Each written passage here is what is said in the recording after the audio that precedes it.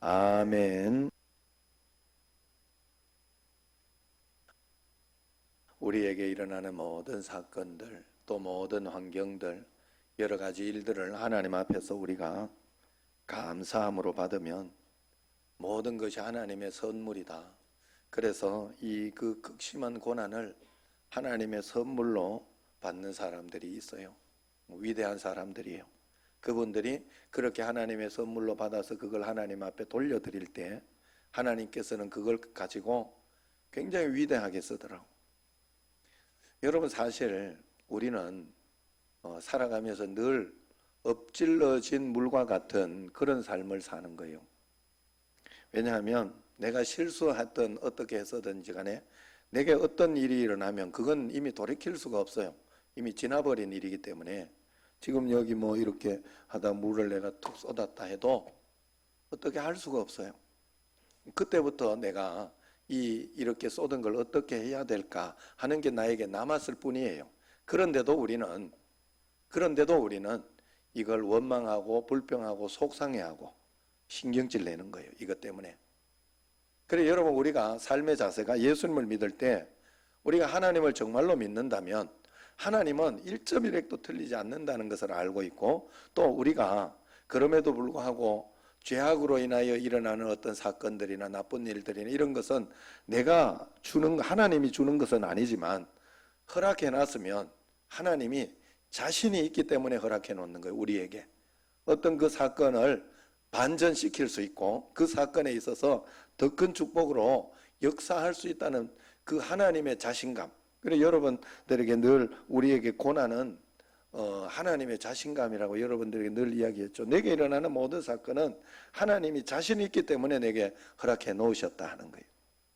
그렇기 때문에 여러분, 매일매일 하나님 앞에 내게 어떤 일이 일어나든지 그거 그냥 받아들이고 선물로 받고 그 다음에 하나님께 기도로 다시 올려드리고 그러면서 하나하나 풀어가 보시기를 바랍니다. 그래서 그러면서 내가 성장하고 성숙하고 또 하나님 이 땅에서 내가 살아가는 것을 잘 배우는 거예요. 여러분, 세상은 다 배워서 나가야 돼요. 이제 결혼한 우리 명채하고 혜진이도 잘 배워야 돼요. 사랑하는 법을 배워야 되고 결혼해서 어떻게 살아가야 하는가를 배워야 돼요. 그게 예수 그리스도 십자가를 가지고 주님의 말씀 가지고 배워내면 더 좋겠죠. 어쨌든 그런 마음으로 매일매일 살아가야 됩니다. 요셉이, 여러분 아시죠? 요셉이 노예로 팔려갈 때만 해도 요셉은 하나님이 예비하신 그의 미래에 대해서는 상상조차 할 수 없었죠. 하지만 창세기 45장 8절을 보면 요셉은 형들에게 이렇게 말합니다. 나를 이리로 보낸 이는 당신들이 아니고 바로 하나님이시라. 이렇게 고백합니다. 사실 요셉이 당한 일은 매우 끔찍한 일이었어요. 질투심에 사로잡힌 형들이 동생을 미워해서 죽이기로 마음을 먹었다가 돈벌이 기회를 발견하고서 동생을 노예로 팔아버렸죠. 그래서 요셉은 애굽에 노예로 팔려갔습니다. 노예에서 이제 가정 총무로 좀 살만했는데 또 생각지 않은 일에 휘말렸어요. 너무나 억울하게 요셉은 감옥에까지 들어가게 됩니다. 이것이 하나님의 선물처럼 보입니까? 그런데도 요셉은 자기 자신을 그런 상황으로 내몬 것은 형들이 아니라 하나님이시라. 이렇게 고백한 거예요. 요셉은 결국 그것을 하나님의 섭리, 즉 하나님의 선물로 받아들인 겁니다. 하나님의 섭리라는 것은 선물이라는 뜻이에요. 섭리를 믿는다는 것은 하나님께서 내 삶 가운데 선물을 주셨다 하는 것을 믿는 거예요. 그래서 요셉은 애굽에서 낳은 첫 번째 아들의 이름을 에브라임이라고 지었어요. 자기의 신앙 고백이잖아요. 에브라임의 뜻은 하나님이 내가 수고한 땅에서 번성하게 하셨다. 큰 축복을 주셨다. 이렇게 고백한 거예요. 요셉을 변화시킨 것은 살면서 겪은 고난이 아니에요. 그 고난을 겪으면서 보인 그의 반응이 요셉을 변화시킨 거예요. 여러분, 우리가 어떤 어려움이 얼마나 크고 적고 저 사람은 어려움이 적어서 성공했고 커서 성공 못하고 그런 게 아니에요. 각자에게 있는 어려움은 다 어려운 거예요. 그때 내게 필요한 것은 내가 어떤 반응을 보이느냐입니다. 어떻게 내가 여기에서 받아들이고 이것을 어떻게 반응하느냐. 요셉은 고난 가운데서도 하나님의 섭리하심을 믿고 그것을 선물로 받았으며 철저히 하나님의 인도하심을 받았던 것입니다. 우리는 늘 하나님이 내게 이 일을 허락하실 때는 그 의도가 무엇일까? 늘 그것을 생각해야 돼요. 하나님이 우리에게 무언가를 주실 때는 두 가지 분명한 이유가 있습니다. 첫 번째는 하나님이 내게 어떤 사건과 환경을 주실 때는 철저하게 하나님을 의지하라고. 첫 번째는 하나님 의지하라고. 여러분, 세상에서 고난과 고통이 있는 거 다 하나님 바라보라고 있는 거예요. 하나님 의지하고 하나님과 동행하고 하나님 말씀대로 살아가라고. 두 번째는 그 모든 것들이 하나님 의지하고, 두 번째는 하나님께 감사로 돌려드릴 수 있는 것을 하나님은 우리에게 주신다는 거예요. 제 이야기가 아니에요. 사실 엘리자베스 엘리엇 이야기. 그가 겪어보고 난 뒤에 고백하는 거예요. 이게 하나님께 감사로 돌려드릴 수 있는 걸 나에게 주더라 이 말이에요. 결국은 여러분, 어릴 때 부모님께 성탄절 선물을 사드리고 싶은데 돈을 벌 방법이 없었던 기억이 납니다. 용돈에만 의지했던 나는 어머니가 먼저 주시지 않으면 성탄절 선물을 어머니께 돌려드릴 선물이 하나도 없었어요. 우리가 하나님 앞에서 바로 그런 상황이 아닌가요? 우리는 철저히 부족한 존재들, 우리가 가진 모든 것은 다 하나님께로부터 온 것. 내가 이렇게 벌었는데 알고 보면 내가 그렇게 벌 수 있는 그거, 머리가 만약에 똑똑하다, 내가 만약에 나를 선택할 것 같으면 다 똑똑하게, 다 머리 좋게 선택했겠죠. 예? 다 그렇게 선택하겠지. 그런데 어떤 사람은 머리 좋게, 어떤 사람은 머리 나쁘게. 머리 나쁘면 또 다른 건 뭐 하나 특별한 게 꼭 있어요. 그 사람에게 하나님이 주시는 데는 각 사람에게 다 나쁘게 다 그냥 미련하게 그렇게 하지 않아요. 참 신기하게도. 그래서 여러분, 머리가 좋아서 이렇게 돈을 벌어도 그것도 하나님이 주신 거예요. 어차피 이 세상에 나온 자체가 하나님의 것이에요. 하나님이 내게 주신 거예요. 그렇기 때문에 여러분, 우리가 그 마음을 가지고 하나님 앞에 가야 돼요. 그래서 정말로 하나님께서 내게 주신 것을 가지고 내가 하나님께 돌려드리는 것인데, 하나님께 온 모든 것이 내게 선물이고 그 모든 것은 또한 내가 하나님께 돌려드려야 할 것이다 하는 것을 기억해야 합니다. 내게 일어나는 고통이 어느 날 내가 하나님께 돌려드려야 하는 선물임을 깨달을 때 나는 모든 상권을 하나님께 드리는 산제사로 그렇게 인식하고 드릴 수 있게 될 것입니다. 그래서 내게 어떤 일이, 요번에 지금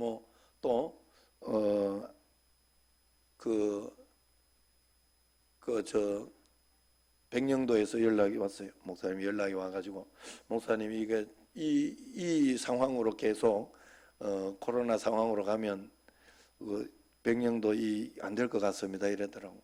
일단은 그래 8월까지는 한번 봅시다. 그렇게 아직은 뭐 6월 달이니까 봅시다 하고 이렇게 이야기를 해뒀습니다만은, 또 못 가면 못 가는 대로 뜻이 있겠죠. 너무 애쓸 필요 없어요. 거기에서 그냥 하나님 인도하는 대로 한 걸음씩 거기에 맞춰서 내가 어떻게 하는 것이 가장 최선인가, 그것만 맞춰 가면 돼요. 여러분, 불편하고 힘들게 생각하지 말고 편안하게, 그러면 다음에 또 기회가 있을 것이고, 다음에 기회가 없으면 또 없는 대로 가면 되고, 하나님 앞에. 여러분, 사르밧 과부 이야기 아시죠? 하나님은 까마귀를 통해 엘리야를 먼저 먹이셨죠. 그리고 하나님은 그 엘리야에게 까마귀를 먹이던 것까지 끊으시고는 이제 사르밧이라는 동네 가서 과부에게 음식을 얻어 먹으라, 그렇게 이야기를 합니다. 당시 과부들의 삶은 상상할 수 없을 정도로 비참했어요. 그래서 그런데 이 사르밧 과부는 그 중에 더 불쌍한 과부였어요. 모든 산의 가축을 다 가지신 하나님께서 사냥해서 먹게 하든지 아니면 과일을 먹게 하든지 하필 이 가난한 여인에게 얻어먹도록 그렇게 선택하셨을까? 사르밧에 도착한 엘리야는 나뭇가지를 줍는 과부를 만나서 물 한 잔을 부탁했습니다. 그리고 이어서 실로 황당하기 짝이 없는 부탁을 하죠. 굶어 죽기 직전인 사람에게 빵을 구워달라는 요구를 합니다. 우리 같으면 이렇게 쏘아붙였을 거예요. 여보세요. 농담도 적당히 하시지. 한 줌 남은 마지막 밀가루와 기름으로 아들과 함께 먹고 이제 죽으려고 하는 거 안 보이냐고. 굶어 죽기 직전에 사람에게 뺏어 먹으려 하더니 그게 말이 됩니까? 이야기했을 것입니다. 하지만 그 과부는 엘리야가 하나님의 사람 선지자임을 알아봤죠. 그래서 지금 엘리야의 부탁을 들어주는 것이 하나님께 순종하는 것이라 하는 것을 알았던 것입니다. 그래서 그녀는 기꺼이 떡을 구워서 엘리야를 대접했다는 거예요. 그리고 그녀는 기름병과 밀가루통이 바닥나지 않을 것이라는 엘리야의 말을 믿었던 것입니다. 그리고 그 축복 가운데 살아갔던 것이죠. 하나님이 왜 선지자를 이 가난한 여인에게 보내셨을까? 둘 다 못할 짓이잖아요. 선지자도 못할 짓이고 또 이 사르밧 과부도 못할 짓이고, 그러나 이것이 그들에게 선물이었던 거예요. 그들에게 기회를 준 것입니다. 하나님께 없는 가운데도 드릴 것이 있다는 것을 가르쳐 준 것이다 하는 거예요. 여러분, 나는 정말 하나님께 못 드려 죄송해요 하고 그렇게 이야기하는 사람들이 있어요. 지금도 나는 하나님께 드릴 것이 없다고 생각하는 많은 사람들이 있습니다. 나는 대단한 고난을 겪지도 않았고 이렇다 할 재능도 없고, 남들이 선물을 드릴 때 뒤에서 숨어서 푸념하는 사람들. 나는 노래도 못해, 기도도 못해, 책도 쓸 줄 몰라, 재능이 없어, 그러니 나는 주님을 섬길 수 없을 거야. 저 사람이 가진 은사에 반만 있어도 얼마든지 주님께 드릴 텐데 하는 사람들이 있어요. 그렇게 드리는 게 아니에요. 우리 찬양단 이렇게 하는데도 찬양에 다 은사가 있어 드리는 거 아니에요. 그냥 순종함으로 드리는 거예요. 순종함으로, 찬양단도. 그리고 여러분, 또 우리가 하나님 앞에서 우리 교회에서 이렇게 청소, 청소도 하시고, 교육관 청소, 교육관 화장실 청소, 또 교회 화장실, 또 각 부서별 또 청소, 토요일이면 이렇게 와서 다들 하시잖아요. 얼마나 감동적이고, 그걸 하나님께 온전히 드려요. 또 그러면서도 여러분들이 그것만 드리는 게 아니라, 여러분들이 하나님 앞에서 내가 오늘 괴로우면 그 괴로움을 하나님께 드리는 거예요. 하나님은 상한 심령을 기뻐하신다 그랬어요. 그 괴롭고 힘들고 답답한 거, 이걸 하나님께 자꾸 드려야 돼요. 하나님 앞에, 주여 이게 뭔가요? 왜 이렇게 힘듭니까? 왜 이렇게 외롭습니까? 왜 이렇게 어렵습니까? 많은 사람이 이 엘리자베스 엘리엇 여사에게 17년간 거기에 가서 선교를 했잖아요. 거기 에콰도르 가서 거기에 있는 사람에게 정글에서 홀로 지낼 때 외롭지 않았나요? 하고 물었다고 해요. 그 외로움은 어떻게 다룰 수 있었나요? 라고 물었다고 합니다. 그때 그 엘리자베스 엘리엇은 이렇게 대답했다고 해요. 물론 외롭습니다. 그러나 저는 그 외로움을 다룬 적이 없어요. 다룰 수도 없었고요. 단지 나는 나의 외로움을 다룰 수 있는 분께 맡길 뿐이었습니다. 하나님께 그 외로움까지도 다 드리고 맡겼다는 거죠. 이 말은 자신의 외로움이 하나님께 드릴 제물이었다는 그런 뜻입니다. 제물이었다는 뜻이. 그래서 생각하기를 하나님이 자기 자신에게 그 외로움을 없애주지 않았던 것은 하나님께 드릴 것이 바닥나지 않도록 하나님이 유지해 주신 것이라, 이렇게 믿었다는 거예요. 이야, 다르잖아요. 이게 믿음이 달라. 뭔가 생각하는 게 달라. 바라보는 게 달라요. 바라보는 게. 하나님 그 지각한 외로움 가운데 있을 때에도 그 하나님이 하나님께 드릴 만한 그것을 하나님이 남겨두신 것이라고, 이 외로움을 하나님께 드립니다 하고 기도하고 애를 쓰고 그렇게 하지 않았겠냐 이 말이에요. 이렇게 볼 때 우리는 하나님께 드릴 것이 너무나 많은 것을 알 수 있습니다. 많은 사람들이 사역한다고 할 때 설교나 찬양, 강연, 저술, 주일학교 교사 이런 것만 해야 사역이라고 생각합니다. 그러나 이것도 사역은 맞지만 섬김의 한 모양이지 주된 사역은 아니라 할 수 있어요. 우리에게 있어서 주된 사역은 사실 우리가 오랫동안 머무는 것은 주방, 설거지하는 거, 청소하는 거, 집안일 도와주는 거, 남편, 자녀들 돌보는 거, 청소하는 거, 뭐 이런 것들이 우리가 하는 주된 일이 아니겠어요? 그것이 하나님께 주되게 올려드려야 하는 그런 것이라 하는 겁니다. 그러므로 우리는 우리의 모든 상황 속에서 주님 앞에 사역할 수 있어야 합니다. 그러기 위해서는 내게 일어나는 모든 사건을 받아들이십시오. 그리고 그것을 다시 하나님께 올려드리십시오. 수용과 드림이 바로 있어야 된다는 거예요. 쉽게 말해서 내게 말할 수 없는 고난이 올 때 이를 악물고 그걸 받아들이고 다시 하나님께 기도로 인내로 예배로 올려드리시기를 바랍니다. 그러면 반드시 놀라운 축복으로 우리에게 되돌아온다는 것이에요. 그게 성경의 이야기예요. 그러므로 고난의 재물을 즐겨드리시기를 바랍니다. 1820년에 생후 6주밖에 되지 않았던 한 아기에게 눈에 염증이 생겼어요. 그런데 의사가 1800년도니까 의사가 뜨거운 찜질약을 잘못 바르는 바람에 이 아이의 눈의 각막은 다 타버렸고 이 아이는 영영 앞을 보지 못하게 되었답니다. 그런데 이 아이가 9살이 되었을 때 이 시를 썼다고 해요. 비록 볼 수 없으나 나는 얼마나 행복한 영혼인가요? 만족하며 살기로 결심했어요. 나는 남들이 누리지 못하는 수많은 복을 누리고 있어요. 눈이 멀어도 눈물을 흘릴 수도 한숨을 쉴 수도 없고 그러고 싶지도 않아요. 이게 9살에 썼던 시인데 이 시를 9살 아이가 썼다는 게 믿기지 않습니다. 이 소녀가 바로 그 큰 일을 행하신 예수를 나의 구주 삼고 저 죽어가는 자 다 구원하고 하는 찬송시 8,000여 편의 찬송시를 쓴 페니 크로스비 여사라고 합니다. 저도 몰랐어요. 페니 크로스비 여사가 이런 어렸을 때 눈이 안 보이는 건 알고 있었는데 고난은 많이 있었는데 이 전기를 읽지는 못했어요. 그런데 그 여사가 이렇게 고난을 당했다고 해요. 페니 크로스비 여사는 9살에 받는 것보다 주는 것이 낫다 하는 그런 것을 이해하기 시작했다는 거예요. 그러므로 여러분 하나님이 우리에게 주시려는 것은 무엇이든지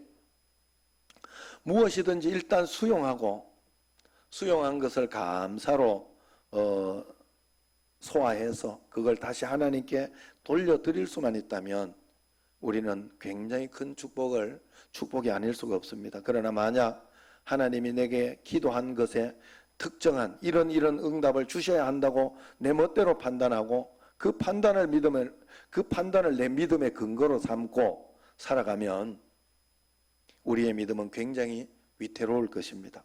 왜냐하면 그런 믿음은 인생의 비바람이 닥치는 순간 속절없이 무너져 버릴 것이기 때문에 그래요. 하지만 우리의 믿음이 영원하신 하나님의 성품, 사랑이 많으신 하나님의 성품, 능력이 많으신 하나님의 그 권세 아래 둘 수만 있다면 그 믿음은 강해서 어떤 세상의 풍파도 이겨낼 수 있을 것이다 하는 거예요.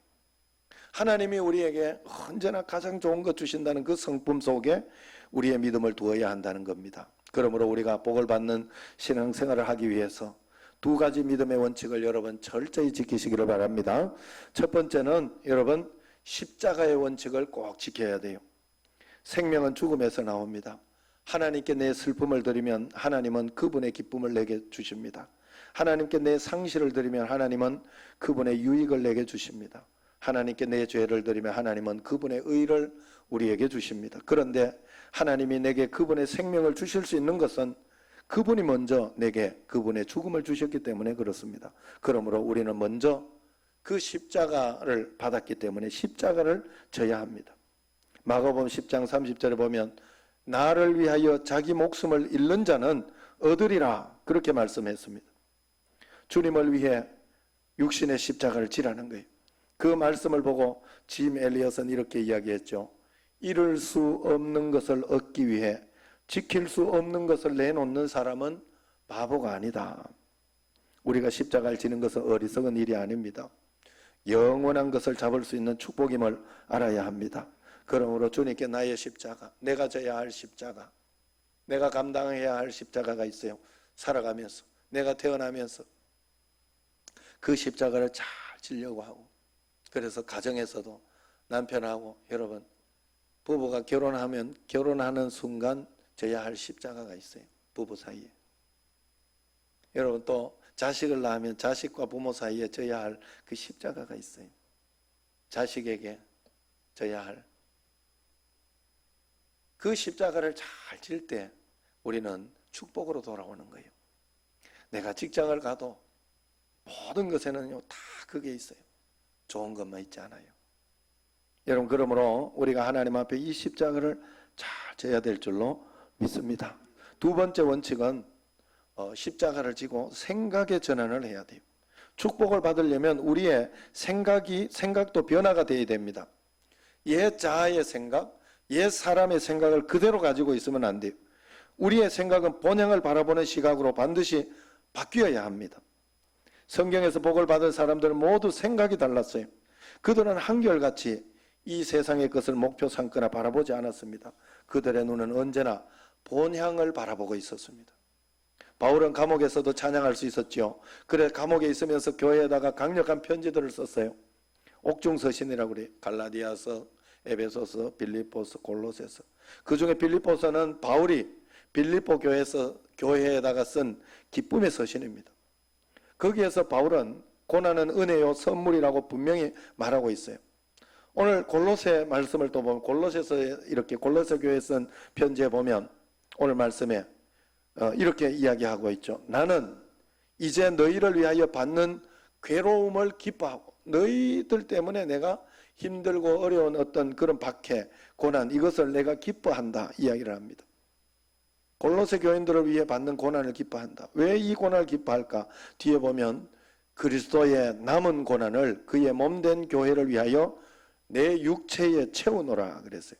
이 말은 바울이 감옥에서 자신이 받는 이 고난은 그리스도의 남은 고난을 채우는 것이었기 때문에 나는 행복하다. 이걸 봤다는 거예요.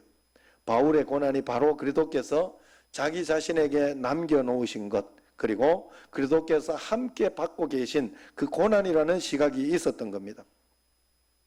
바울이 고난을 당할 때 그리스도가 그 안에 함께 계셨기에 그 고난을 감당하고 있다는 고백이고, 이것이 바로 사도 바울의 시각이었어요. 사도 바울은 함께 계신 주님을 바라봤고 그 주님의 뜻을 볼 수 있었던 것입니다. 우리는 이런 시각으로 전환이 필요합니다. 내가 고난을 당할 때 내 안에 계신 예수님도 나와 함께 고난을 당하는구나. 나를 위해서 고난당하신 것을 봐야 하고 예수님이 나로 하여금 예수님의 일을 남겨놓으셨구나. 예수님이 다 받으시는 것이 아니라 나도 했다는 것을 보여주게 하기 위해서.